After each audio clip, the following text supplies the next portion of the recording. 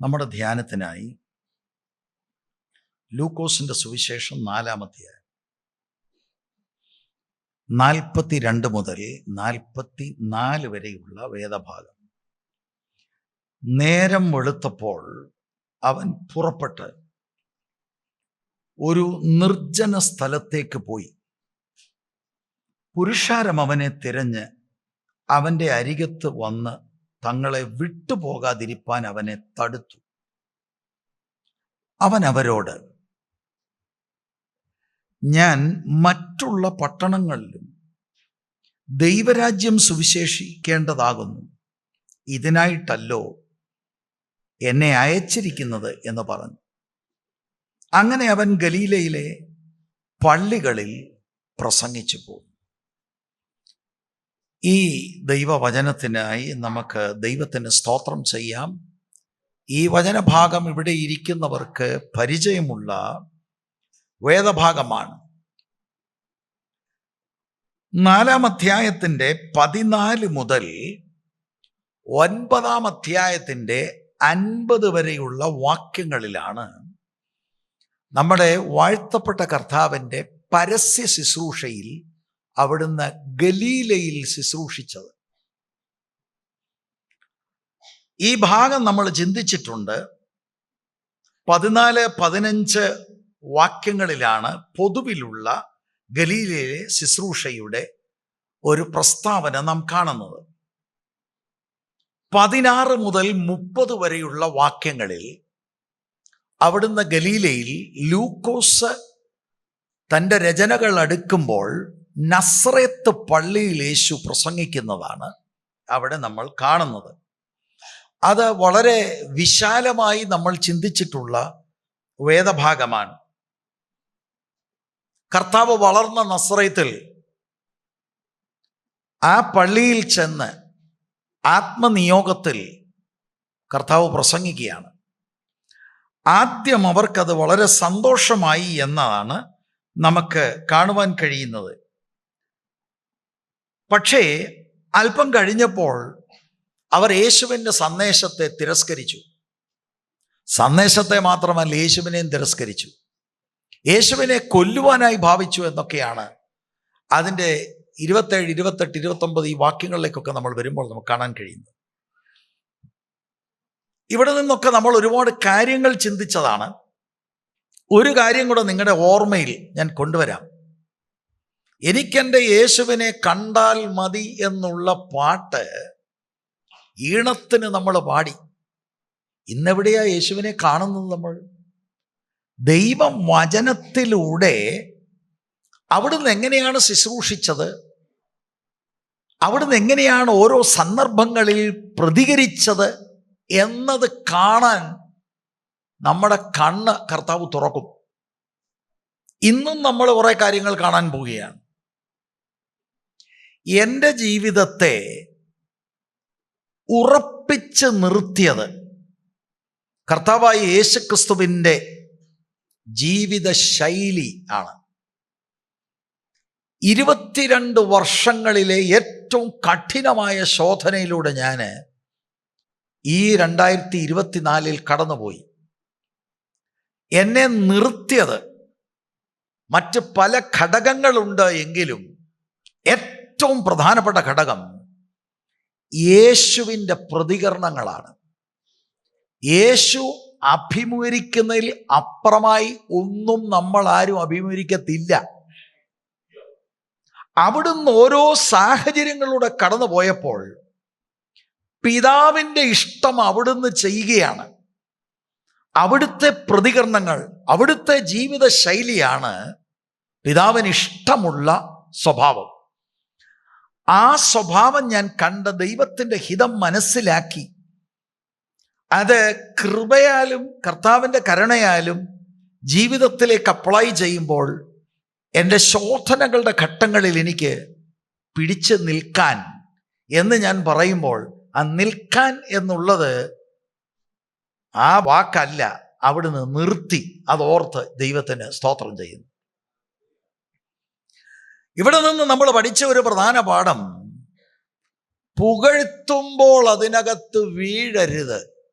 പുകഴ്ത്തിയവര് തന്നെ പണി തരും.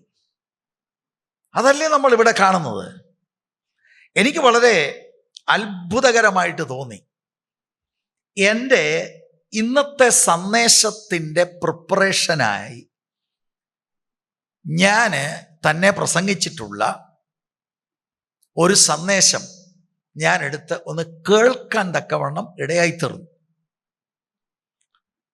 കേട്ടിട്ട് ചിലപ്പോഴൊക്കെ ചെയ്യാറുള്ളത് പോലെ അതിനടിയിലെ കമൻറ്റുകളൊക്കെ ഞാനൊന്ന് ശ്രദ്ധിച്ചു. അപ്പോൾ ഒരാള് എന്നെ പുകഴ്ത്തിയ ഒരു കമൻ്റാണ്. അതേ ആള് തന്നെയാണ് ഈ വർഷം എനിക്ക് പാര വച്ചിരിക്കുന്നത്. മനസ്സിലായോ? ഇതൊക്കെ ജീവിത യാഥാർത്ഥ്യങ്ങളാണ്. അതുകൊണ്ട് എനിക്ക് നിങ്ങളോട് പറയാനുള്ളത്, വേദപുസ്തകത്തിൻ്റെ താളുകളിൽ കർത്താവായ യേശുക്രിസ്തുവിനെ കാണേണ്ടവണ്ണം കാണണം. കണ്ട് കാര്യം മനസ്സിലാക്കിയാൽ പ്രാർത്ഥിക്കണം. പരിശുദ്ധാത്മാവിൻ്റെ ശാക്തീകരണം കൂടാതെ നമ്മുടെ ജീവിതത്തിൽ ഇതൊന്നും നമുക്ക് അപ്ലൈ ചെയ്യാനുള്ള കരുത്തില്ല. നമ്മൾ ശേഷം മനുഷ്യരാണ്. നമുക്കും ചുട്ട മറുപടി പറയാനും വാശിയും വൈരാഗ്യവും ഒക്കെ ജഡമനുഷ്യൻ ഇങ്ങനെ കുത്തിവെക്കുകയും പ്രോത്സാഹനങ്ങൾ തരികയും ചിന്തകളൊക്കെ ഇടുകയും ചെയ്യുമ്പോൾ, യേശു നമ്മളെ പഠിപ്പിച്ചത് ഉള്ളത്തിൽ ഗ്രഹിച്ചിട്ടുണ്ടെങ്കിൽ പ്രാർത്ഥനാപൂർവം ആത്മാവിൻ്റെ ശക്തിയോടെ ജീവിതത്തിൽ അത് കൊണ്ടുവരണം. Praise the Lord. നസ്രയത്തുകാരെല്ലാം വാഴ്ത്തി പുകഴ്ത്തി ആദ്യം എന്നോ മെസ്സേജാന്ന് പറഞ്ഞു. അവര് തന്നെയാണ് കർത്താവായ യേശുക്രിസ്തുവിനെ കൊല്ലുവാൻ ഭാവിക്കുന്നത്. ഇതാണ് വാസ്തവത്തിൽ 16 മുതൽ 30 വരെയുള്ള വാക്യങ്ങൾ. 31 മുതൽ 37 വരെയുള്ള വാക്യങ്ങളിൽ അതൊക്കെ നമ്മൾ പ്രതികരണങ്ങൾ പഠിച്ചതാണ്. നിങ്ങളുടെ മനസ്സൊന്ന് റിഫ്രഷ് ചെയ്യുകയാണ്. കൊല്ലുവാൻ ഭാവിച്ചപ്പോൾ കർത്താവ് അവിടം വിട്ടുപോയി. അല്ലാതെ ഊട്ടിച്ചോദിക്കാനും പോയില്ല, തെളിയിക്കാനും പോയില്ല, ഒന്നിനും പോയില്ല. അടുത്ത സ്ഥലത്തേക്ക് പോയി. കഫർനഹൂമിൽ ഒരു സിനഗോഗിൽ ചെന്നു. അവിടുന്ന് ദൈവത്തിൻ്റെ വചനം ആദ്യം പ്രസംഗിച്ചു. പിന്നെ വചനം കേട്ടുകൊണ്ടിരുന്ന ഒരു മനുഷ്യൻ്റെ ഉള്ളിൽ നിന്ന് ഭൂതവിളകി. ആ ഭൂതത്തെ കർത്താവ് ശാസിച്ച് പുറത്താക്കുന്നു. അതാണ് 37 വരെ നമ്മൾ കാണുന്നത്. 38, 39 വാക്യങ്ങളിൽ സിനഗോഗിലെ ശുശ്രൂഷയ്ക്ക് ശേഷം കർത്താവ് പത്രോസിന്റെ ഭവനത്തിൽ എത്തുന്നു. അവിടെ പത്രോസിന്റെ അമ്മായിയമ്മയ്ക്ക് കാര്യമായ ശാരീരിക അസ്വസ്ഥത ഉണ്ടായിരുന്നു, രോഗമുണ്ടായിരുന്നു. കർത്താവ് അത് സൗഖ്യമാക്കുന്നു. എന്നിട്ട് 40, 41 വാക്യങ്ങളിൽ സൂര്യൻ അസ്തമിച്ച് കഴിഞ്ഞ് കർത്താവ് അനേക രോഗികളെ സൗഖ്യമാക്കി, അനേകരെ ഭൂത ഉപദ്രവത്തിൽ നിന്ന് കർത്താവ് വിടുവിക്കുന്നു. ഈ മേൽ പറഞ്ഞതെല്ലാം, അതായത് 31 മുതൽ 41 വരെയുള്ള വാക്യങ്ങൾ ഒറ്റ ദിവസം നടന്ന കർത്താവിൻ്റെ ശുശ്രൂഷയുടെ റെക്കോർഡാണ് ലൂക്കോസ് വിവരിക്കുന്നത്. അങ്ങനെയൊക്കെ ഞാൻ പറയാൻ കാരണമുണ്ട്, പിന്നീട് അത് ഒന്നുകൂടെ ഞാൻ ആവർത്തിക്കാം. എന്നിട്ട് 42 മുതൽ 44 വരെയുള്ള വാക്യങ്ങളിലാണ് അടുത്ത ദിവസം അതിരാവിലെ പുലർച്ചയ്ക്ക് കർത്താവ് എഴുന്നേൽക്കുന്നു. ഒരു നിർജ്ജന പ്രദേശത്തേക്ക് കർത്താവ് പ്രാർത്ഥിക്കാനായിട്ട് കടന്നു പോകുന്നു. ഇതേ വേദഭാഗം മർക്കോസിന്റെ സുവിശേഷം 1-ാം അധ്യായത്തിന്റെ 35 മുതൽ 39 വരെയുള്ള വേദഭാഗത്തിൽ രേഖപ്പെടുത്തിയിട്ടുണ്ട്. അവിടെയോട്ടും നമുക്ക് പോകേണ്ടതായിട്ടിരിക്കുന്നു. കാരണം ഇവിടെ ഇല്ലാത്ത പല ഡീറ്റെയിലുകൾ അവിടെ ഉണ്ട്. ലൂക്കോസിന്റെ എഴുത്തുകളിൽ സുവിശേഷത്തിലും കർത്താവായ യേശുക്രിസ്തുവിൻ്റെ പ്രാർത്ഥനാ ജീവിതത്തെക്കുറിച്ചുണ്ട്. അപ്പോസ്തല പ്രവൃത്തികളിൽ ആദ്യ നൂറ്റാണ്ടിലെ ദൈവസഭയുടെ പ്രാർത്ഥനയെക്കുറിച്ച് രേഖപ്പെടുത്തിയിട്ടുണ്ട്. ലൂക്കോസ് വളരെ എംഫസിസ് കൊടുക്കുന്ന ഒരു കാര്യമാണ് പരിശുദ്ധാത്മ പ്രവർത്തനം, പ്രാർത്ഥന, പ്രസംഗിക്കുക. ഇങ്ങനെയുള്ള കാര്യത്തിനൊക്കെ ലൂക്കോസ് എന്ന എഴുത്തുകാരൻ വളരെ സ്പേസ് കൊടുത്തിട്ടുണ്ട്. നമ്മൾ യേശുവിൻ്റെ പ്രാർത്ഥനയെക്കുറിച്ച് ലൂക്കോസ് 3:21, 22 വാക്യങ്ങളിൽ നിന്ന് ചിന്തിച്ചിട്ടുള്ളതാണ്. ജനമെല്ലാം സ്നാനമേൽക്കയിൽ യേശുവും സ്നാനമേറ്റ് പ്രാർത്ഥിക്കുമ്പോൾ, അത് ലൂക്കോസ് മാത്രമേ പറയുന്നുള്ളൂ, പ്രാർത്ഥിക്കുമ്പോൾ സ്വർഗം തുറന്നു, പരിശുദ്ധാത്മാവ് ദേഹരൂപത്തിൽ പ്രാവ് എന്ന പോലെ അവന്റെ മേൽ ഇറങ്ങി വന്നു. കർത്താവ് എന്തിനാണ് പ്രാർത്ഥിച്ചതെന്ന് അവിടെ വ്യക്തമല്ലെങ്കിലും അന്തർലീനമായി കിടക്കുന്ന ഈ ആശയം പരസ്യ ശുശ്രൂഷയ്ക്കുള്ള ആത്മാവിൻ്റെ അഭിഷേകത്തിന് വേണ്ടിയാണ് എന്ന് ചിന്തിക്കുന്നതിൽ തെറ്റില്ല. 12-ാം വയസ്സിൽ നമ്മൾ 2-ാം അധ്യായത്തിൽ കണ്ടതാണ്, ദേവാലയത്തിൽ പണ്ഡിതന്മാരുമായി സംസാരിക്കുമ്പോൾ കർത്താവിൻ്റെ വചനജ്ഞാനം കേട്ട പണ്ഡിതന്മാർ അന്തം വിട്ടു. 12-ാം വയസ്സിൽ വചനത്തെക്കുറിച്ച് നല്ല ജ്ഞാനമാണ്. പക്ഷേ ആ കർത്താവിന് അവിടുത്തെ മനുഷ്യത്വത്തിൽ ആത്മാവിൻ്റെ ശാക്തീകരണം ആവശ്യമായിരുന്നു. ആത്മാവിൻ്റെ ശക്തിയോടെയാണ് അവിടുന്ന് പരസ്യ ശുശ്രൂഷകൾ ചെയ്യുന്നതായിട്ട് നമ്മൾ കാണുന്നത്. ഇപ്പൊ ഇന്ന് നമ്മൾ 42 മുതൽ 44 വരെയുള്ള വേദഭാഗത്തിൽ കർത്താവ് പിന്നെയും പ്രാർത്ഥിക്കുന്നതായിട്ട് കാണുന്നു. ഈ വാക്യം എന്നെ വളരെ വ്യക്തിപരമായി അനുഗ്രഹിച്ചിട്ടുള്ള വാക്യമാണ്. പ്രാർത്ഥിച്ചു, അഭിഷേകം കിട്ടി. ശുശ്രൂഷ ദ്രുതഗതിയിൽ നടക്കുന്നത് പ്രാർത്ഥനയിൽ നിന്ന് ഒഴിവാക്കാൻ വേണ്ടി അല്ല. കർത്താവായ യേശുക്രിസ്തുവിൻ്റെ പരസ്യ ശുശ്രൂഷ കാലഘട്ടം ശ്രദ്ധിച്ചാൽ നിരന്തരം അവിടുന്ന് പ്രാർത്ഥിക്കുമായിരുന്നു. ഇതുപോലെ തന്നെയാണ് ആദ്യ നൂറ്റാണ്ടിലെ ദൈവസഭ. അപ്പോസ്തലപ്രവൃത്തി 1-ാം അധ്യായം 14-15 വാക്യത്തിൽ അവർ കൂടിയിരുന്ന് പ്രാർത്ഥിക്കുകയാണ്. 2-ാം അധ്യായത്തിന്റെ 1 മുതൽ 4 വരെയുള്ള വാക്യത്തിൽ അവരുടെ മേൽ ആത്മാവ് വരുന്നു, അവരെ അഭിഷേകം ചെയ്യുന്നു. എന്നിട്ട് അവർ ശക്തമായ ശുശ്രൂഷകൾ ചെയ്യുകയാണ്. അവർ പ്രസംഗിക്കുന്നു, ആയിരക്കണക്കിന് ആളുകൾ രക്ഷിക്കപ്പെട്ടു വരുന്നു, അത്ഭുതങ്ങളൊക്കെ നടക്കുന്നു. പക്ഷെ പിന്നെ നിങ്ങൾ എപ്പോഴും കാണും അവർ പ്രാർത്ഥിക്കുക.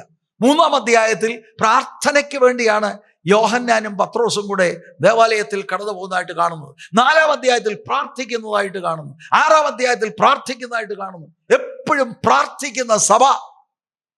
യേശുവിൻ്റെ മാതൃക ദൈവസഭ പിൻപറ്റി. പ്രാർത്ഥനയാണ് ദൈവസഭയുടെ നട്ടല്.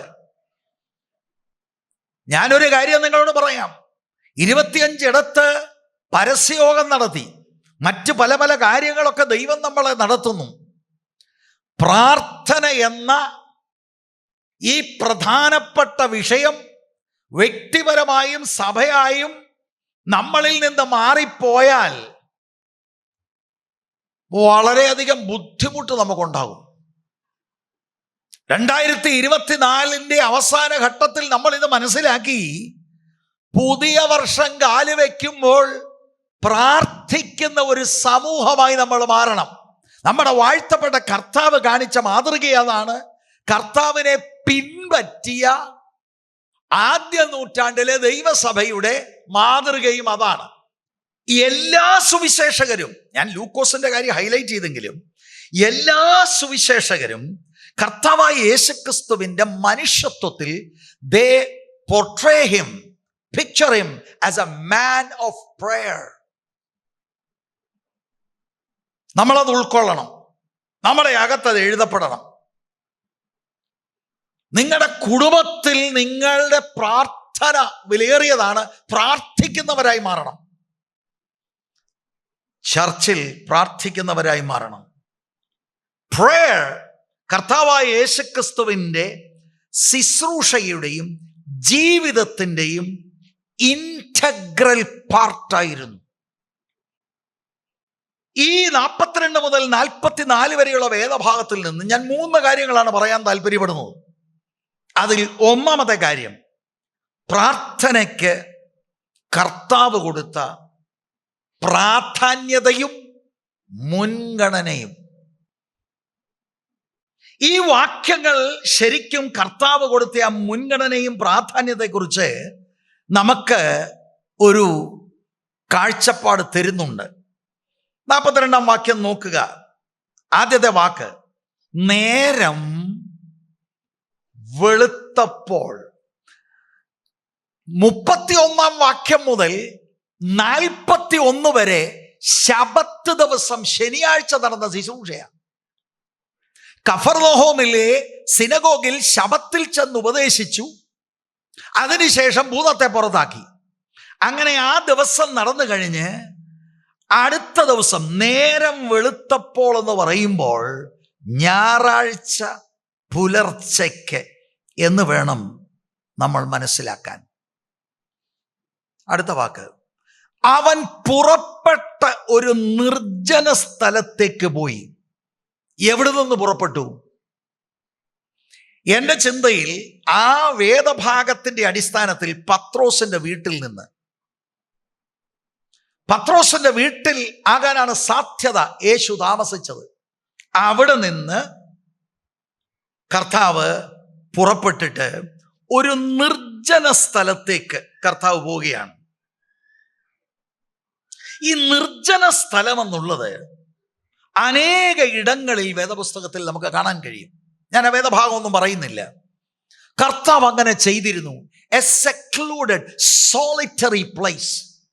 വിൽഡർനെസ് എന്ന് ചിന്തിക്കുന്നതിലും തെറ്റില്ല. അല്ല, വീട്ടിൽ പ്രാർത്ഥിക്കത്തില്ലേ? പത്രോസിന്റെ വീട്ടിൽ പ്രാർത്ഥിക്കത്തില്ലേ? എന്തിനാ വീട്ടിൽ നിന്ന് പുറപ്പെട്ടു പോയി നിർജ്ജന സ്ഥലത്ത് കർത്താവ് പ്രാർത്ഥിക്കുന്നത്? വളരെ സിമ്പിളായിട്ടാണ് ഞാനത് മനസ്സിലാക്കുന്നത്. ആ വീട്ടിൽ ഇഷ്ടം പോലെ ആളുകളുണ്ട്. ഏകാഗ്രതയോടെ പ്രാർത്ഥിക്കാൻ ഒരു പക്ഷെങ്കിൽ കഴിയാത്തത് കൊണ്ട് അവിടെ നിന്ന് ഈ സെക്ലൂഡഡ് ആയിട്ടുള്ള സോളിറ്ററി പ്ലേസിൽ കർത്താവ് പോയി പിതാവാം ദൈവവുമായിട്ടുള്ള ആ ഏകാഗ്രതയിൽ പ്രാർത്ഥിക്കുക. പിതാവുമായിട്ട് അടിയന്തരമായി സംസാരിക്കേണ്ട കാര്യമുണ്ട്. സംസാരിക്കുക മാത്രമല്ല, പിതാവിൽ നിന്ന് കേൾക്കേണ്ട കാര്യമുണ്ട്. അത് വളരെ ഏകാഗ്രതയോട് ചെയ്യേണ്ടതാണ്. അല്ലാതെ നമ്മളെ പോലെ ഇടയ്ക്ക് പ്രാർത്ഥിച്ചുകൊണ്ടിരിക്കുമ്പോൾ ഒരു കോൾ വരും, ഞാൻ പ്രാർത്ഥിച്ചുകൊണ്ടിരിക്കുക, പിന്നെ വിളി, ആഹാ, ഓ, അങ്ങനൊക്കെ ചെയ്യുന്ന ആളുകളുണ്ട്. ആരാധന സമയത്ത് അങ്ങനെ ഉണ്ട്. ഭയങ്കര ആരാധന. ഇടയ്ക്ക് ആരാധിക്കുക, അത് ആരാധനയുമല്ല, അത് പ്രാർത്ഥനയുമല്ല. നിങ്ങൾ വേണേ വാദിച്ചോ, അന്ന് നമുക്ക് മൊബൈലൊന്നും ഇല്ലായിരുന്നു എന്നൊക്കെ വാദിച്ചു. ഇല്ലായിരുന്നു. പക്ഷെ ജീസസിന്റെ ആ പെരുമാറ്റം, ജീസസ് ചെയ്യുന്നത് നമ്മളൊന്ന് കാണണം. ഡിസ്ട്രാക്ഷൻ കൂടാതെ he wants to be with his father in heaven. അപ്പൊ എത്ര പ്രയോറിറ്റിയാണ് പിതാവാം ദൈവത്തോടുകൂടി ഇരിക്കേണ്ടതിന് കർത്താവ് കൊടുത്തത്. നാം മനസ്സിലാക്കണം, ഇത് യേശുവിന്റെ ഹ്യൂമാനിറ്റിയാ. അപ്പോൾ തന്നെ this is God in human flesh. മനുഷ്യവേഷത്തിൽ തൃത്വത്തിൽ രണ്ടാമനാകുന്ന ദൈവത്തിന്റെ പുത്രനാണിത്. അവിടുത്തെ മനുഷ്യത്വത്തിൽ അവിടുന്ന് പ്രാർത്ഥനയ്ക്ക് കൊടുത്ത മുൻഗണന, പ്രാധാന്യത മനസ്സിലാക്കുക. വേറിട്ടൊരു സ്ഥലം, നിർജ്ജന പ്രദേശത്ത് ചെല്ലുക. പക്ഷേ ഇപ്പൊ ഞങ്ങളുടെ വീട്ടിൽ നിന്ന് ഇപ്പൊ ഞങ്ങൾ ഇറങ്ങി അങ്ങനെ എവിടോട്ടാ പോകേണ്ടത്? സ്തോത്രം. വീട്ടിനകത്തൊരു നിർജ്ജന പ്രദേശം ഉണ്ടാക്കണം. You can do that. അത്യാവശ്യം ഒരു മിറ്റമൊക്കെ ഉള്ളത് എനിക്ക് വെളിയിൽ പോകാമല്ലോ. ഇനി അതല്ല, വീടിനകത്ത് തന്നെ തിരുവഴുത്തിലൊക്കെ നമ്മൾ കാണുന്നത് പോലെ മുറി അടച്ച് അകത്ത് ഇരുന്ന് നമ്മുടെ മക്കളത് അറിയട്ടെ, കൊച്ചുമക്കളത് അറിയട്ടെ. He is in prayer. Don't disturb. ആ കൊടുക്കുന്ന വില പ്രിയരെ പാഴല്ല, വെരി ഫ്രൂട്ട്ഫുൾ ആണ്. ജീസസിന്റെ മാതൃകയിൽ അതാണ്. ലൂക്ക് ഈ 42 വാക്യത്തിൽ പ്രാർത്ഥന എന്നവിടെ എഴുതുന്നില്ല. അത് മർക്കോസിന്റെ സുവിശേഷം 1 അധ്യായം 35 വാക്യത്തിൽ, അതികാലത്ത് ഇരുട്ടോടെ അവൻ എഴുന്നേറ്റ് പുറപ്പെട്ട് ഒരു നിർജ്ജന സ്ഥലത്ത് ചെന്ന് പ്രാർത്ഥിച്ചു. മർക്കോസ് ഇത് രേഖപ്പെടുത്തുമ്പോൾ സ്പെഷ്യലായിട്ട് തന്നെ പ്രാർത്ഥിക്കുവാനാണ് കർത്താവ് പോയത്. പക്ഷെ ലൂക്കോസ് അതെടുത്ത് പറയുന്നില്ല. കർത്താവ് സ്വകാര്യമായി പിതാവാം ദൈവത്തിന്റെ സന്നിധിയിൽ ഇരിക്കുക. ഇത് നമുക്ക് ഒരു ചലഞ്ചായി മാറണം. 2 പ്രയോഗം. ലൂക്കോസ് നേരം വെളുത്തപ്പോൾ, മർക്കോസ് പറയാ അതികാലത്ത് ഇരുട്ടോടെ. ഞാൻ ആ ഭാഗത്തിൽ നിന്നൊന്ന് അല്പസമയം പഠിക്കാൻ ശ്രമിച്ചു. മർക്കോസിലെ ഈ അധികാലത്തെ ഏർലി എന്നുള്ള പ്രയോഗം ശരിക്കും വിരൽ ചൂണ്ടുന്നത് ഈ യഹൂദന്മാരുടെ 4-ാം യാമത്തിലേക്കാ. എന്ന് പറഞ്ഞാൽ 3 മണി രാവിലെ മുതൽ 6 മണി വരെയുള്ള സമയം. ആ സമയത്താണ് യേശു ഈ അധികാലത്തെ എഴുന്നേറ്റെന്ന് പറയുന്നത് പ്രാർത്ഥിക്കാൻ. See how important prayer was for Jesus. See the priority of Jesus. എന്നിട്ട് അവിടെ മർക്കോസ് എഴുതുമ്പോൾ നിർജ്ജന സ്ഥലത്ത് ചെന്ന് പ്രാർത്ഥിച്ചു എന്നുള്ള ആ വാക്ക് പ്രാർത്ഥിച്ചു എന്നുള്ളത് ഇംപെർഫെക്റ്റ് ടെൻസിലാണ്. അതിന്റെ അർത്ഥം ആ early morning hours he was praying through. അല്ലാതെ അങ്ങോട്ട് ചെന്ന് 10 മിനിറ്റ് കഴിഞ്ഞ് എഴുന്നേറ്റ് ആമേൻ പറഞ്ഞിട്ട് തിരികെയല്ല. He was in prayer throughout. ശക്തമായ നിലയിൽ പ്രാർത്ഥിക്കുകയാണ്, ഏകാഗ്രതയോടെ പിതാവിനോട് പ്രാർത്ഥിക്കുകയാണ്. അടുത്ത ദിവസം ശക്തമായി ശുശ്രൂഷിക്കണം. അപ്പൊ ഞാൻ ചോദിക്കട്ടെ, ഈ തലേ ദിവസം ഭയങ്കര ശക്തമായ ശുശ്രൂഷയായിരുന്നല്ലോ. അതെ, പിന്നെന്തിനാ പ്രാർത്ഥിക്കുന്നത്? ആ പ്രേയറിന്റെ ഇമ്പോർട്ടൻസ് മനസ്സിലായോ? ഭൂതങ്ങൾ ഇഷ്ടം പോലെ വിട്ടുപോയി. രോഗികൾ ഓരോരുത്തരുടെ മേൽ കൈവച്ച് സൗഖ്യമായെന്ന പ്രസംഗം ശക്തമായി നടന്നു. കഫർനഹൂമിലെ സിനഗോഗുകാർ അന്തം വിട്ടുപോയി. ഇതെന്തൊരു അധികാരം! You need to pray. അടുത്ത ദിവസം 3 മണിക്കും 6 മണിക്കും ഇടയ്ക്കുള്ള സമയത്ത് മണിക്കൂറുകൾ Jesus is in prayer with his father.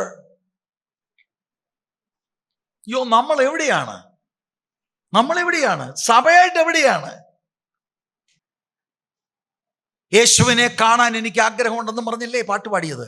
കാണൂ യേശുവിനെ, എനിക്കെന്റെ യേശുവിനെ ആ കണ്ടാൽ മതിയെന്ന് പറഞ്ഞാൽ ബാക്കി ഒന്നും ഇനിയും വേണ്ട. കാണ ദേവിച്ചാൻ ബ്രദർ വല്ലപ്പോഴും പറയുന്ന പോലെ മറ്റെങ്ങും നുണ പറഞ്ഞില്ലേലും പാട്ട് പാടുമ്പോഴാ നുണ പറയുന്നത്. സ്തോത്രം. ഇനി ഈ പ്രയോറിറ്റി മനസ്സിലാകണമെങ്കിൽ ശ്രദ്ധിച്ച് കേൾക്കണം.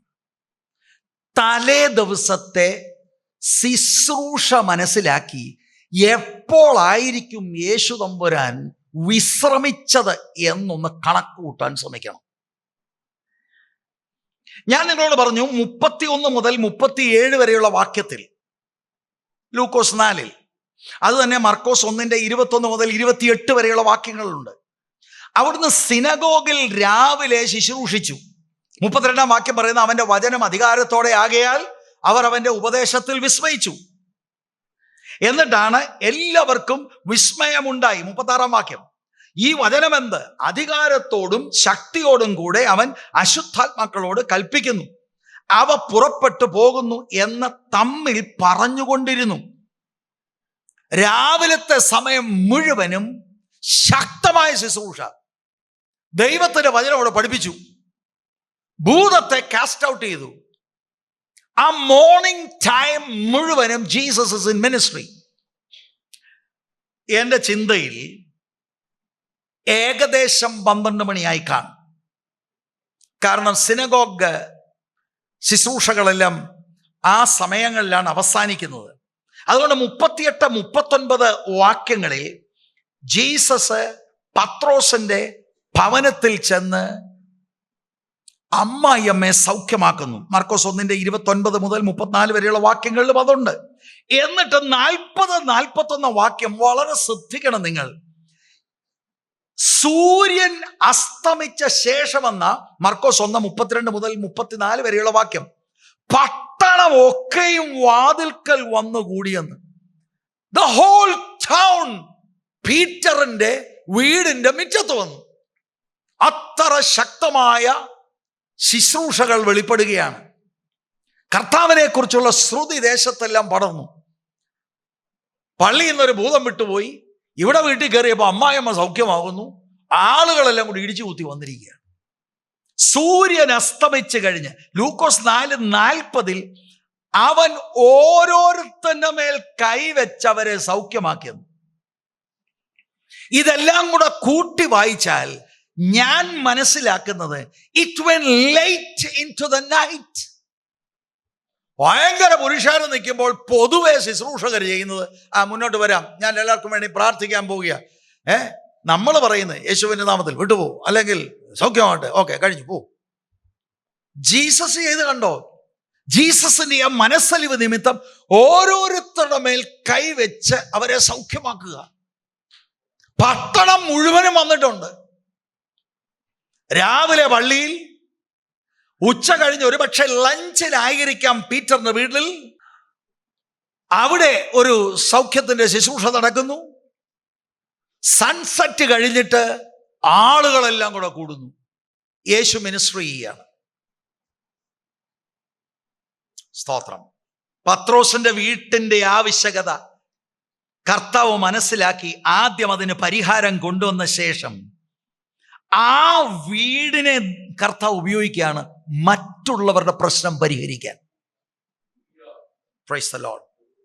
നിങ്ങൾക്ക് എന്ത് തോന്നുന്നു? എനിക്ക് വ്യക്തിപരമായി തോന്നുന്നു യേശുവിൻ്റെ ശരീരം മനുഷ്യ ശരീരമാണ്. This is in his humanity. അവിടുന്ന് ടയേർഡാകും. ശരിയാണ്, 32.5 അത്രയും ആയിരിക്കാം എന്ന് ഞാനൊരു നിഗമനം പറയാ. പക്ഷെ കർത്താവ് ഒരു എക്സ്ക്യൂസും പറയുന്നില്ല. ഇത്രയും അനുഗ്രഹിക്കപ്പെട്ട ശുശ്രൂഷ കഴിഞ്ഞു, രാത്രി ഒത്തിരിയായി, എന്നാൽ കുറച്ചുകൂടെ കഴിയട്ടെ. നോ, അതിരാവിലെ എഴുന്നേൽക്കുകയാണ്. ഇതാണ് പ്രാർത്ഥനയ്ക്ക് കർത്താവ് കൊടുത്ത മുൻഗണന, കർത്താവ് കൊടുത്ത പ്രാധാന്യത. ഇതില്ലെങ്കിൽ പറ്റത്തില്ല. നമ്മൾ ചിന്തിക്കുന്നത് ഇല്ലേലും ഒക്കും.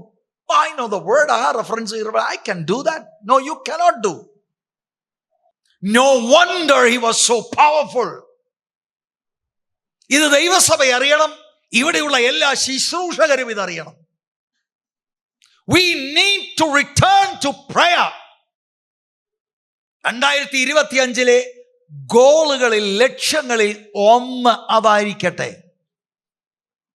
യേശു നമ്മളെ കാണിക്കുന്ന മാതൃക അതാണ്. ഇതുപോലെ ഒരു ആശയം ഇതിനകത്തൊന്ന് പറയാം.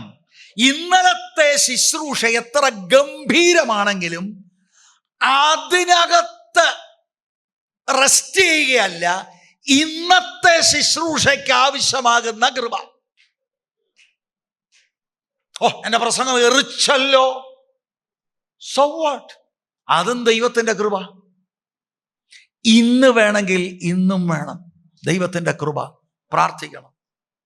സ്തോത്രം. കർത്താവ് അതിരാവിലെ എഴുന്നേൽക്കുകയാണ്. ഒരു എക്സ്ക്യൂസും ഇല്ല. ഇന്നലത്തെ ശുശ്രൂഷയുടെ വെളിച്ചത്തിൽ അവിടുന്ന് റെസ്റ്റ് ചെയ്യാൻ തയ്യാറല്ല. മറ്റെന്തിനേക്കാളും കർത്താവിന് ആദ്യം I want to meet my Father in heaven. First thing in the morning. അവിടുന്ന് ആ വീട്ടിൽ നിന്ന് പുറത്തു വന്ന് ഒരു സെക്ലൂഡഡ് സ്ഥലത്ത് പോയി അവിടെ പിതാവുമായിട്ട് കമ്മ്യൂൺ ചെയ്യുകയാണ്. Praise the Lord. ഇതാണ് ഒന്നാമത്തെ കാര്യം, priority and importance of prayer. രണ്ടാമത്തെ കാര്യം, കർത്താവിന് പ്രാർത്ഥനയ്ക്ക് ഒരു സ്ഥലമുണ്ടായിരുന്നു, നിർജ്ജന സ്ഥലം. മർക്കോസും അത് രേഖപ്പെടുത്തുന്നുണ്ട്, ലൂക്കോസും അത് രേഖപ്പെടുത്തുന്നുണ്ട്. കർത്താവ് ഭവനം വിട്ടുപോയി ഒരു നിർജ്ജന സ്ഥലത്ത്. ഞാൻ ഓൾറെഡി ഇത് പറഞ്ഞതാണെങ്കിലും നിങ്ങൾ ലൂക്കോസ് 5:16 പിന്നെ ഇത് കാണാം. അവനോ നിർജ്ജന സ്ഥലത്തേക്ക് വാങ്ങിപ്പോയി പ്രാർത്ഥിച്ചു കൊണ്ടിരുന്നു. നമുക്കങ്ങനെ ഒരു സ്ഥലം കണ്ടുപിടിക്കണം, ഉണ്ടാക്കണം.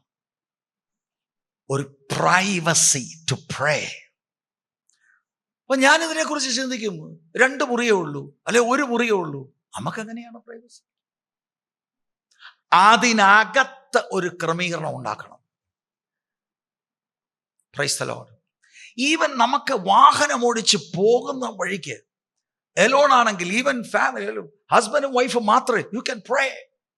ചില സമയത്ത് ഞാൻ ഈ വാഹനം ഓടിച്ച് പോകുമ്പോൾ ഹൃദയം തുറന്ന് ഞാൻ കർത്താവിനോട് സംസാരിച്ചും പാടിയും ആനന്ദിച്ചിട്ടുണ്ട്. ആരുമില്ല കൂടെ. ഇൻ ദ ഹോളി സ്പിരിറ്റ് അതങ്ങോട്ട് മാറ്റി പാർക്ക് ചെയ്തിടാം. ആരും ശബ്ദം കേൾക്കത്തില്ല. കരയാം, പറയാം, കേൾക്കാം. ഇല്ലേ?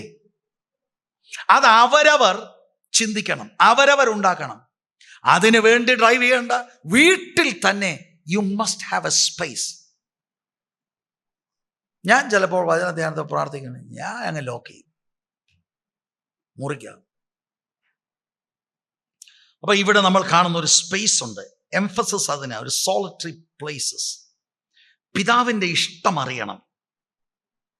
കർത്താവ് ഓരോ കാര്യവും ചെയ്തത്, സഭ ഇത് ശ്രദ്ധിക്കണം, വ്യക്തികൾ ഇത് ശ്രദ്ധിക്കണം.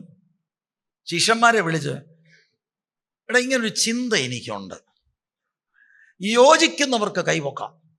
1 2 3. വിയോജിക്കുന്നവർക്ക് കൈവക്കാം. യോജിക്കുന്നവരെ കൂടെ, എന്നാ പിന്നെ നമുക്ക് അങ്ങോട്ട് പോവാം. അങ്ങനെയല്ല. He heard from his father. Solitary സ്ഥലത്ത് പോയി, ഹി പ്രേഡ്, ഹി ഹേർഡ്. അതനുസരിച്ചാണ് ടീം മുന്നോട്ട് പോകുന്നത്, ശുശ്രൂഷ മുന്നോട്ട് പോകുന്നത്. ചർച്ചിൽ അങ്ങനെ ആയിരിക്കണം. 2025 പോപ്പുലർ ഐഡിയ അനുസരിച്ചല്ല സഭ പോകുന്നത്. അങ്ങനെ ആരും ചിന്തിക്കുക പോലും വരുത്. എല്ലാവരോടും ചോദിക്കും. ഞാൻ ചിലപ്പോൾ ഒക്കെ ഒരു കാര്യം ഇട്ട് ചോദിക്കുന്നത്, നിങ്ങളുടെയൊക്കെ പൾസൊന്നും അറിയാൻ വേണ്ടി ചോദിക്കുന്നുള്ളൂ. I'm not going to go the way you say. Never. We want to hear from the Father. സഭയുടെ നാഥൻ കർത്താവായ യേശു ക്രിസ്തുവാണ്. യേശു നമ്മളെ നടത്തും. യേശുവിൽ നിന്ന് ആലോചനയുണ്ടോ? Bring it, come. അല്ലാതെ വി ഡോണ്ട് വാണ്ട് വൈസ്, ഭയങ്കര നോളജബിൾ ആയിട്ട്, ഭയങ്കര പഠിത്തക്കാരന്. No no no. സഭയുടെ നാഥൻ കർത്താവാ. കർത്താവിൻ്റെ കൂടെ ഇരിക്കണം, പിതാവിൻ്റെ സന്നിധിയിൽ ഇരിക്കണം. We want to hear. എന്തിനാണ് 7 ദിവസം 1-ാം തീയതി മുതൽ 7-ാം തീയതി വരെ? We want to speak and we want to hear. We want to hear. ദൈവസന്നിധിയിൽ ഇരിക്കണം. നാം ക്രമപ്പെടാനുള്ളത് നമ്മൾ ക്രമീകരിക്കപ്പെടണം. നമുക്ക് സഭയുടെ നാഥൽ നിന്ന് കേൾക്കണം. Praise the Lord. അല്ലാതെ ജീസസ് പോപ്പുലർ ഒപ്പീനിയൻ അനുസരിച്ചല്ല കൊണ്ടുപോകുന്നത്. ശിഷ്യന്മാരല്ല ഡിക്റ്റേറ്റ് ചെയ്യുന്നത്. He is anointed and he wants to take the ministry forward. ഇതെല്ലാം ഈ കാഴ്ചപ്പാടിൽ നിന്ന്, don't copy what others are doing. That's why a lot of people are in a mess. നമുക്ക് popular ആളുകളുടെ opinion ഒന്നുമല്ല. Opinion Paul എടുക്കുന്ന കാര്യത്തിലല്ല നമ്മൾ. ഓരോ ദിവസത്തെ ശുശ്രൂഷയ്ക്ക് പ്രാർത്ഥനയിൽ ദൈവസന്നിധിയിൽ ഇരിക്കുമ്പോൾ ജഡത്തിൽ നാം ഒന്നും ചെയ്യാതെ ആത്മാവിനാൽ ദൂതുകൾ വിളംബരം ചെയ്യുവാനും ആളുകൾക്ക് വേണ്ടി പ്രാർത്ഥിക്കുവാനും ഇടയായി മാറണം. കർത്താവ് പിതാവിൻ്റെ അടുക്കൽ ഇരിക്കുകയാണ്. അതിന് നിർജ്ജന സ്ഥലത്ത് പേഴ്സണലായിട്ട് ഇന്ന് പ്രാർത്ഥിക്കുകയാണ്. This is his personal prayer. 3-ാമത്തെ കാര്യം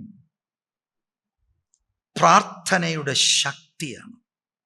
42-ാം വാക്യത്തിൻ്റെ 3-ാം ഭാഗം. പുരുഷാരം അവനെ തിരഞ്ഞു, അവൻ്റെ അരികത്ത് വന്നു, തങ്ങളെ വിട്ടു പോകാതിരിപ്പാൻ അവനെ തടുത്തു. Strong words. സോളിറ്ററി പ്ലേസിൽ ഇരിക്കുന്ന കർത്താവിനെ പുരുഷാരം, ആ നാട്ടുകാർ എന്ന് തിരയുക. അതെന്താ കാരണം? അത്ര ഭയങ്കര ദൈവശക്തിയുടെ പ്രദർശനമാണ് നടക്കുന്നത്. പോകാതിരിക്കാൻ തടുത്തുവെന്ന് പറഞ്ഞാൽ നമ്മളാന്നേലും ചിലപ്പോൾ ഇത് ചെയ്തു പോകും. യോ കർത്താവേ പോകരുത്, ഞങ്ങളെ വിട്ട് പോകരുത്. എല്ലാ രോഗിയും സൗഖ്യമാകുന്നു, ഭൂതമെല്ലാം വിട്ടുപോകുന്നു.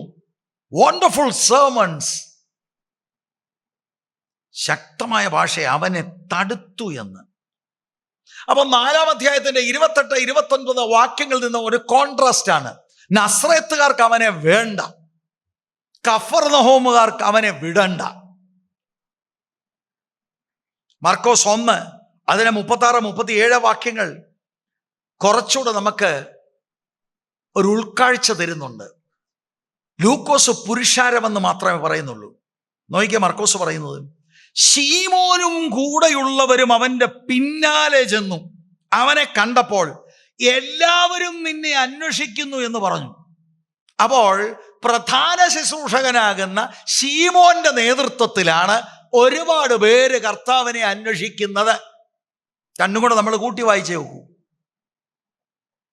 എല്ലാവരും നിന്നെ അന്വേഷിക്കുന്നു എന്നാണ് പത്രോസ് പറയുന്നത്.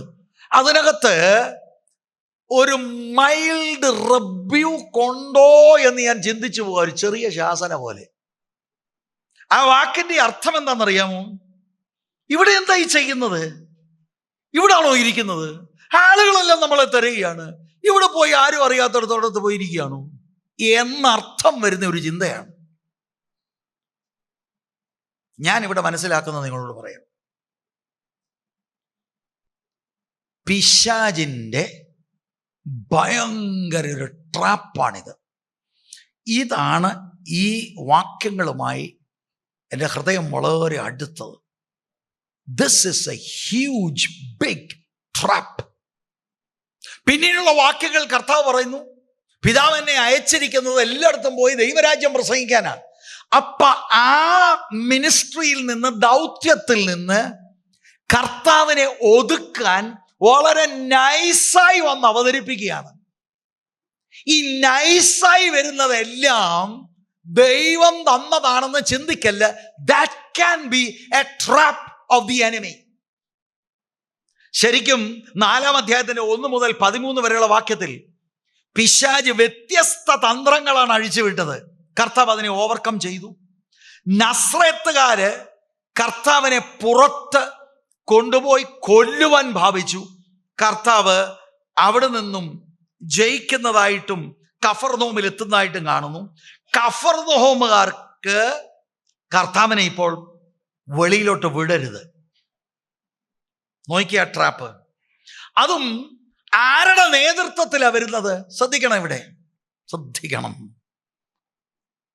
പത്രോസാണ് ലീഡ് ചെയ്ത ആളുകളെ കൊണ്ടുവരുന്നത്. പത്രോസിനെ അങ്ങനെ തഴയാനൊക്കൂ? പീറ്റർ അങ്കിൾ ഒരു അഭിപ്രായം പറഞ്ഞാൽ തഴയാനൊക്കൂ? ആരുടെ വീട്ടിലാണ് താമസിച്ചത് കഴിഞ്ഞ രാത്രി? ഇതാണ് ഒരുപാട് വീട്ടുസഭകൾക്ക് പറ്റുന്ന പ്രശ്നം. അതെന്താ? അങ്കിള് പറഞ്ഞു, ഇനിയൊന്നും ചെയ്യാനൊക്കത്തില്ല. സ്തോത്രം. പീറ്ററിന്റെ നേതൃത്വത്തിലാ. അത് മാത്രമല്ല, പീറ്ററാണ് ഈ ശിഷ്യന്മാരിലെ പ്രധാനി, ദ മെയിൻ സ്പോക്സ് പേഴ്സൺ. പീറ്ററിന്റെ നേതൃത്വത്തിലാണ് ഈ ആളുകൾ വന്ന് നല്ല കാര്യം പറയുക, പോവരുത് ഞങ്ങളെ വിട്ട് please. This is a big trap. പത്രോസിനോട് എങ്ങനെ നോ പറയും? ഒരുപാട് പാസ്റ്റർമാരെ ഒതുക്കിയത് ഇതാണ്. ഏറ്റവും വലിയ ദശാംശം തരുന്ന അച്ചായം പറഞ്ഞിരിക്കുകയാണ്. എന്താണ്? അങ്ങനെ വേണം, ഇങ്ങനെ വേണം. നമുക്ക് നോ പറയാൻ ഒക്കത്തില്ല ബ്രദറെ. ഓ, എന്തൊരു നിശബ്ദത കണ്ടോ. സ്തോത്രം. ഞാൻ നേരത്തെ നിങ്ങളോട് പറഞ്ഞിട്ടുണ്ട്, ഇപ്പോഴും പറയാം. എത്ര രൂപ തന്നാലും പോക്കറ്റ് വെക്കും. ഒരു ഗുണവും ഇല്ല എനിക്ക് തന്നിട്ട്. സ്തോത്രം. അതിൻ്റെ കെയർ ഓഫിൽ ഒന്നും കേൾക്കത്തില്ല. അത് കഴിഞ്ഞ് ഇത് ഇത്രയും പറഞ്ഞ് കഴിഞ്ഞേച്ച് പൈസ കൊണ്ട് തരുന്നവരെ സമ്മതിക്കുന്നു. ഒരുപാട് പാസ്റ്റർമാരെ ഒതുക്കിയത് ഇതാണ്. അതിന് ഉപദേശിമാർ പലരും ചെയ്യുന്നത്, ഏതെങ്കിലും ചർച്ച ചെന്ന് ചാർജ് എടുത്താൽ ആദ്യം അവിടുത്തെ മെയിൻ അച്ചാനെ ഇങ്ങ് പിടിക്കും. അച്ചാനുള്ളതുണ്ടാകട്ടോ. Now learn from Jesus. If you are a man of prayer, ആരുടെ മുൻപിൽ മുട്ടുകുത്തേണ്ട കാര്യം നിനക്കില്ല. You hear from your Father in heaven. പീറ്ററിന്റെ ഒപ്പീനിയൻ അനുസരിച്ചല്ല, പുരുഷാരത്തിന്റെ ഒപ്പീനിയൻ അനുസരിച്ചല്ല. പിതാവാണ് ശുശ്രൂഷയ്ക്ക് അയച്ചിരിക്കുന്നത്. പിതാവാണ് ശുശ്രൂഷ ഡിഫൈൻ ചെയ്യുന്നത്, വേറെ ആരുമല്ല. Listen to all this very carefully. അല്ല, അങ്ങനെയല്ലേ പാടിയത്? We want to see Jesus എന്ന്. യേശുവിനെ കണ്ടാൽ മതി, പക്ഷെ ഇങ്ങനെ കാണണ്ട, അല്ലേ? വേദോസ്തം വായിക്കണം. See Jesus. നമ്മുടെ മിനിസ്ട്രി അങ്ങനെയാക്കണം. ചർച്ച് അങ്ങനെ ആയിരിക്കണം. യേശുവിനോടാണ് കൂറ്, അല്ലാതെ ഒരു വ്യക്തിയല്ല. ശ്രദ്ധിച്ചു കേൾക്ക്. സഭാ നേതൃത്വം വചനവിരുദ്ധമായ ട്രാക്കിൽ പോയാൽ നിങ്ങൾ കേൾക്കരുത്. നമുക്ക് ജീസസിനോടാണ് കൂറ്. സഭയുടെ നാഥൻ അവിടുന്നാണ്, അല്ലാതെ എൻ്റെ വായി വരുന്നതെല്ലാം അല്ല. Whatever the Lord says is aligned to his word. നിങ്ങളെ ക്രിസ്തുവിങ്കലേക്ക് നയിക്കുന്നതാണ് ദൂത്, ക്രിസ്തുവിൽ നിന്ന് അകറ്റുന്നതല്ല ദൂത്. അകറ്റുന്ന കാര്യം ഏത് വമ്പം പറഞ്ഞാലും കേൾക്കരുത്. Praise the Lord. പത്രോസിന്റെ നേതൃത്വത്തിലാണ് വരുന്നത്, പത്രോസിന്റെ നേതൃത്വത്തിൽ. സ്തോത്രം. അദ്ദേഹമാണ് മെയിൻ പ്രധാന ഒരു ഡിസൈപ്പിൾ. അദ്ദേഹത്തിന്റെ വീട്ടിലാണ് താമസിക്കുന്നത്. ഇതൊന്നും കർത്താവിന് പ്രശ്നമല്ല. വേറെ ചിലരാണ് എന്ത് ചിന്തിക്കും? നോക്കി, ആ ട്രാപ്പ് നിങ്ങൾ മനസ്സിലാക്കുക. എടാ, അനുകൂല സാഹചര്യം, ഇവിടെ ഒരു സഭയം ഉണ്ടാക്കിയാലോ, അല്ലെ നമുക്ക് അടുത്ത ലെവൽ ഓഫ് ഡിസൈപ്പിൾഷിപ്പ് പഠിപ്പിച്ചുകൊണ്ട് സന്തോഷം. കാരണം ആളല്ല, പട്ടണം മുഴുവൻ ഇപ്പൊ യേശുവിൻ്റെ കയ്യില. എല്ലാവരും അംഗീകരിക്കുന്നു. നസ്രയത്തുകാർക്ക് എന്നെ വേണ്ടായിരുന്നല്ലേ, കണ്ടോടെ. എന്നിട്ട് അവിടെ അങ്ങ് താമസിച്ചാൽ മതിയായിരുന്നു. ജീസസ് ബ്ലണ്ടായിട്ട് പറയാം, ഗോയിങ്. അതാണ് ദ പവർ ഓഫ് പ്രയർ. പ്രാർത്ഥനയിൽ പിതാവിന്റെ ഹൃദയത്തിന്റെ തുടിപ്പ് പുത്രന് മനസ്സിലായി. ആരെങ്ങനെ സ്വാധീനിച്ചാലും he is not going to stay. ഇതാണ് അമ്മമ്മേ പ്രാർത്ഥന, ഇതാച്ചാ പ്രാർത്ഥന. ഇതാ നമ്മൾ സംഘടിതമായി വന്ന് പ്രാർത്ഥിക്കുമ്പോൾ the Father in heaven reveals through the Holy Spirit. The church has to be led by the Spirit. Individually, each one of us has to be led by the Spirit. ഇന്ന് എന്നോട് ഒരാൾ ദൂത് പറഞ്ഞു കേട്ടോ. ഇന്നെന്നോട് ഒരാൾ ദൂത് പറഞ്ഞു. ഞാൻ ചിരിച്ചു. ഞാൻ അങ്ങനെ സ്വീകരിക്കില്ല. വളരെ ആധികാരികമായിട്ടാണ് അദ്ദേഹം പറഞ്ഞത്. കർത്താവ് എന്നോട് പറയുമ്പോഴേ അദ്ദേഹം പറഞ്ഞത് ശരിയാണ് എന്നെനിക്ക് ബോധ്യമാവും. കാരണം ഇതെല്ലാം സൈഡ് ട്രാക്ക് ആക്കാം. അതുകൊണ്ട് ഞാനത് തെറ്റാണെന്നോ ശരിയാണെന്നോ ഞാൻ പറയുന്നില്ല. I have a Father in heaven. The Spirit of God has to confirm in my spirit whether that is from the Holy Spirit. Stotram. Hallelujah. Priority of prayer. Place of prayer. The power of prayer. പിശാച് ഒരുക്കുന്ന കെണികളെ തിരിച്ചറിഞ്ഞ് അതിൽ നിന്ന് ജയം നമുക്ക് കിട്ടും. എത്ര സട്ടിലായിട്ടാണ് ഒതുക്കുന്നത് അല്ലേ? വിശാലമുള്ള കാര്യത്തിലേക്ക് ദൈവം നയിക്കാൻ പോകുമ്പോൾ ട്രൈ ടു കൺട്രോൾ. ഇവിടെ നിൽക്കും, ഇവിടെ നിൽക്കും, ഇവിടെ എന്തിന്റെ കുറവായത്? സ്തോത്രം. ഇതൊക്കെ എങ്ങനെയാണ്? കർത്താവ് പിതാവാം ദൈവത്തോടു കൂടി ഇരുന്ന് പിതാവിന്റെ ഡിറക്ഷനിലാണ് കർത്താവ് കാര്യങ്ങൾ ചെയ്യുന്നത്. നോക്കിയ 43-ാം വാക്യം. അവൻ അവരോട്, ഞാൻ മറ്റുള്ള പട്ടണങ്ങളിലും ദൈവരാജ്യം സുവിശേഷിക്കേണ്ടതാകുന്നു, ഇതിനായിട്ടല്ലോ എന്നെ അയച്ചിരിക്കുന്നു പറഞ്ഞു. മർക്കോസ് 1:38 അവൻ അവരോട്, ഞാൻ അടുത്ത ഊരുകളിലും പ്രസംഗിക്കേണ്ടതിന് നാം അവിടേക്ക് പോക, അതിനായിട്ടല്ലോ ഞാൻ പുറപ്പെട്ടു വന്നിരിക്കുന്നത് എന്ന് പറഞ്ഞു. ഇവിടെ ഒരു കാര്യം ശ്രദ്ധിക്കണം. 3-ാം അധ്യായത്തിന്റെ 31-32 പ്രാർത്ഥിച്ചു. ആത്മാവ് കർത്താവിന്റെ മേൽ വന്നു. ആത്മാവ് എങ്ങോട്ട് നയിച്ചു? ലൂക്കോസ് 4:1 ആത്മാവിനാൽ നിറയപ്പെട്ടവനായി നടത്തി മരുഭൂമിയിൽ. 14-15 വാക്യത്തിൽ അവിടുന്ന് ഗലീലയിലെല്ലാം നടന്ന് പ്രസംഗിച്ചു. 16 മുതലുള്ള വാക്യത്തിൽ നസ്രയത്തിൽ വന്ന് സുവിശേഷം ദരിദ്രരോട് പ്രസംഗിക്കാനാണ് വന്നത്. പ്രസംഗത്തിന്റെ പ്രാധാന്യത 18-ാം വാക്യവും 19-ാം വാക്യത്തിൽ 3 വട്ടം പ്രസംഗം എന്ന വാക്കുണ്ട്. 3 വട്ടം പ്രൊക്ലെയിം എന്ന വാക്ക്. ഇവിടെയും നിങ്ങൾ കണ്ടോ? പ്രാർത്ഥനയും പ്രസംഗവും കൂടെ ഒരുമിച്ച് പോവുക. പ്രാർത്ഥിക്കുന്ന യേശു പറയാണ്, I am sent to preach the kingdom of God. വചനം നേരത്തെ അറിയാം, anointed by the spirit to preach. പ്രാർത്ഥിക്കുന്ന യേശു പറയുന്നു, I am going to preach. പരിശുദ്ധാത്മാവ്, പ്രാർത്ഥന, പ്രസംഗം എല്ലാം ഒരുമിച്ച് കണക്ട് ചെയ്യണം. പ്രാർത്ഥിക്കാതെ പ്രസംഗിക്കാം. പ്രാർത്ഥിക്കുന്നവൻ പ്രസംഗിക്കുന്നത് വ്യത്യസ്തമാണ്. ദൈവം നമ്മളെ വിളിക്കുന്നത് പ്രാർത്ഥിക്കാനാണ്. ദൈവം നമ്മളെ വിളിക്കുന്നത് സഭയായി പ്രാർത്ഥിക്കാനാണ്. അതിരാവിലെ എഴുന്നേൽക്കണം. 5:30 മുതൽ 6:30 വരെ പ്രേയർ ടൈം. വൈകിട്ട് 7 മുതൽ 8 വരെ പ്രേയർ ടൈം. വരണം. സൂമിലല്ലേ? സഭയായി നമ്മൾ കൂടി വരണം.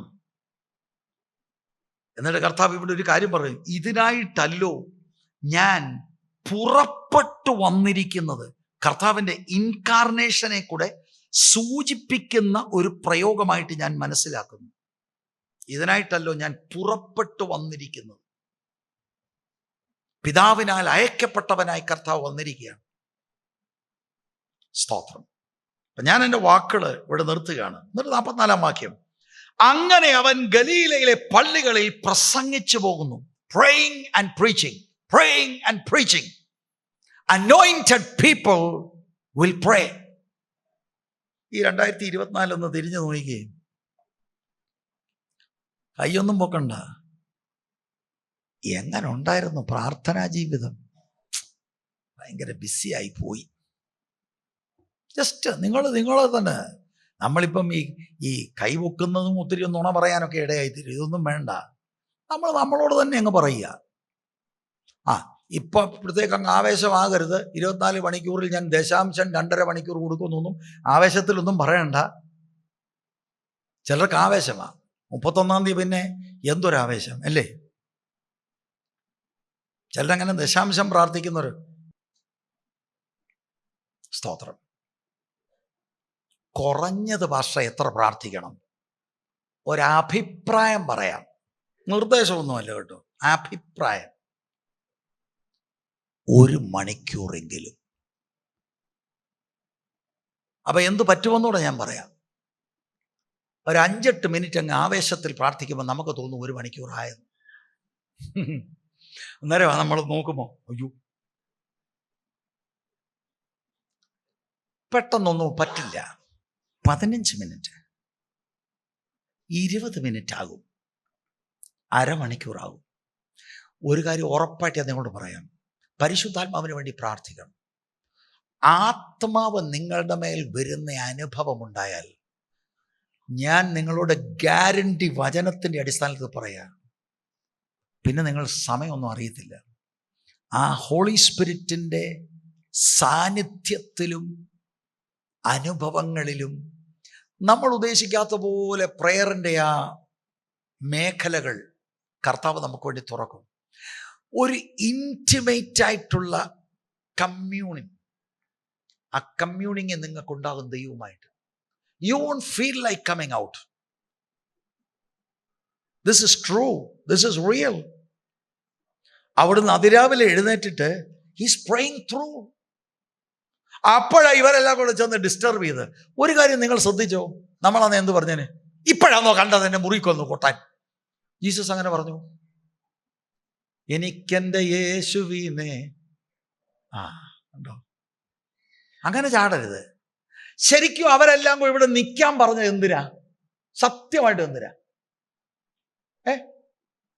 അവർക്ക് പിന്നെ അത്ഭുതം വേണം, അടയാളം വേണം. ആണല്ലോ ജീസസ് പറഞ്ഞില്ലേ, എടാ എനിക്കറിയാം നീ വന്നിരിക്കുന്നത് വെറുതെ ഇതൊക്കെയാണോ നിന്റെ രക്ഷിക്കപ്പെടണേ? ജീസസ് ഒന്നും പറഞ്ഞില്ല. They are interested in miracles. Jesus അതിനെ ഒന്നും വിമർശിക്കുന്നില്ല. ജീസസ് അവിടുത്തെ കാര്യം പറയുന്നു, ഐ ആം ഗോയിങ്. അതുകൊണ്ട് അറിയാതെ മക്കളോ വന്നൊന്ന് നോക്കി ചെയ്താൽ ഉടനെ കണക്ഷൻ വിട്ടുപോയി. യേശുവിൽ നിന്ന് പഠിക്കുക, യേശുവിൽ നിന്ന് പഠിക്കുക. ഞാൻ നിങ്ങളോടൊന്ന് ചോദിച്ചു പോവുക, പ്രാർത്ഥിക്കാൻ എത്ര പേരുണ്ട്? 2025 വേറെ ഒന്നും ചെയ്തില്ലേലും, Lord make me a man of prayer. Make us a people of prayer. അതിനകത്ത് ദൈവാലോചന ഉണ്ട്. നമ്മൾ പറയുന്ന വൺ വേ ട്രാഫിക് അല്ല prayer. Jesus is hearing from the Father. Trap നല്ല സട്ടിലായിട്ട് ഒരുക്കി വരുമ്പോഴും നോ എന്ന് പറയണമെങ്കിൽ that's the power of God. That's the power of God. അങ്ങനെ നമ്മുടെ ചർച്ചിനകത്ത് ദൈവാലോചന വേണം. ഞാൻ മുമ്പേ പറഞ്ഞ ഒന്നുകൂടെ പറയാം, ആലോചനയുള്ളവർ വരണം. വരുമ്പോൾ ഞാൻ ശ്രദ്ധിക്കും. ഇന്നും ഒരാൾ എന്നോട് ആലോചന പറഞ്ഞു, ഞാൻ ശ്രദ്ധിച്ചു. പക്ഷെ അത് അക്സെപ്റ്റ് ചെയ്യണമെങ്കിൽ the spirit has to tell me. സ്തോത്രം. അങ്ങനെയാ. അങ്ങനെയല്ലേ വേദോസ്തവം പറയുന്നേ? ആണോ? സഭയിൽ ദൂതുകൾ വരുമ്പോൾ വെയിറ്റ് എന്നാ പറയുന്നത്. 1 കൊരിന്ത്യർ 14. ചിലപ്പോൾ ഒരു സഹോദരി പറയുന്നതായിരിക്കാം, ഒരു സഹോദരൻ പറയുന്നതായിരിക്കാം, ദൈവത്തിനൊരു ഇഷ്ടം. ആ ബോഡി ഓഫ് ക്രൈസ്റ്റ് വരുമ്പോൾ, ആലോചന നമ്മൾ ദൈവസ്ഥലിരിക്കുമ്പോൾ, yes that is from the Lord എന്ന് ബോധ്യമാകുന്നു. Do it. അല്ലെങ്കിൽ ആരെയും നമ്മൾ ശാസിക്കാനും വലിയ പ്രശ്നമൊന്നും ഉണ്ടാക്കാൻ ഒന്നും പോകണ്ട. Leave it aside. Do as the Lord leads. എന്നാൽ മറിച്ച് പത്രോസ് വീട് തന്നതുകൊണ്ടും പത്രോസിന് സ്വാധീനമുള്ളത് കൊണ്ടും ദിക്ക് തിരിക്കാൻ നോക്കിയാൽ പണി നടക്കത്തില്ല. സഭയുടെ നാഥൻ ഒരു ഉപദേശിയുമല്ല, it's our Lord Jesus Christ. യേശു പറഞ്ഞെന്താ? I will build my church. ഞാൻ എൻ്റെ, നമ്മളൊക്കെ അറിയാതെ ഞങ്ങളുടെ സഭയെന്നൊക്കെ പറയും കേട്ടോ. യേശു പറഞ്ഞെന്താ? ഞാൻ പണിയും, എൻ്റെതാ സഭ, നമ്മുടേതാരുടെയല്ല. 2025 പാസ്റ്റർ, എനിക്ക് ആയുസ്സും ആരോഗ്യമുണ്ടെങ്കിൽ ഞാൻ ചർച്ചിന് വേണ്ടി ഇടിവിൽ നിന്ന് പ്രാർത്ഥിക്കാൻ തയ്യാറാണെന്ന് ആത്മാർത്ഥമായി ഉള്ളിൽ വന്ന ചിന്ത ആർക്കുണ്ട്? ഒത്തിരി പേര് മിടുക്കരുണ്ട്, അവർ കൈ കാണിക്കത്തില്ല. പക്ഷെ കൈ കാണിക്കുന്നവർക്കായി സ്തോത്രം. അത് നിങ്ങളുടെ തീരുമാനത്തിൻ്റെ സൂചകമായിട്ടാണ്. അതിന് ഞാൻ നിങ്ങളോട് പറയാം, we need grace. We need grace. അല്ല ഞാനിപ്പം പറയാം ഇന്ന് മുതൽ എന്ന് പറഞ്ഞാൽ അങ്ങോട്ട് ഇറങ്ങുമ്പോഴായിരിക്കും ഒന്നിലൊരു ഉപ്പാപ്പൻ്റെ കോൾ, അല്ലെ ഒരു അമ്മാച്ചൻ്റെ കോൾ അവിടെ കഴിയും. ആ ഗ്രേസ് വേണം. നമുക്ക് ഗ്രേസ് വേണം, കൃപ വേണം. എല്ലാം നമ്മൾ ഈ ശ്വസിക്കുന്ന മുഴുവൻ കൃപയാണ് പ്രിയരെ. കണ്ണുകൾ ദൈവസ്ഥലം അടയ്ക്കാം.